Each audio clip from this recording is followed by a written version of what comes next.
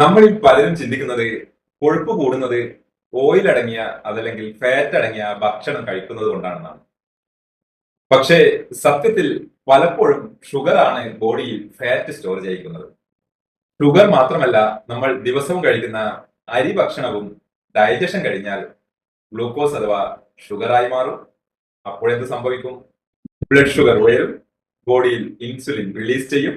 Excess energy വന്നു കഴിഞ്ഞാൽ body അത് ഫാറ്റായി സ്റ്റോർ ചെയ്യുകയും ചെയ്യും.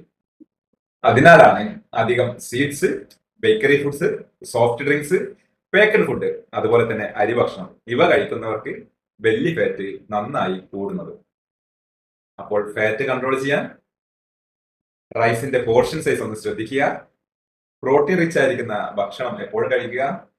വെജിറ്റബിൾസ് കൂടുതൽ കഴിക്കുക. മീൽസ് കഴിഞ്ഞ് എപ്പോഴും കുറച്ച് നടക്കുക. ഓർമ്മിക്കുക, ഷുഗർ കൺട്രോൾ ചെയ്താൽ ഫാറ്റ് സ്റ്റോറേജ് കുറയും. ഷുഗർ എന്ന് താഴെ കമന്റ് ചെയ്ത് കഴിഞ്ഞാൽ ഞാൻ നിങ്ങളെ സഹായിക്കാം.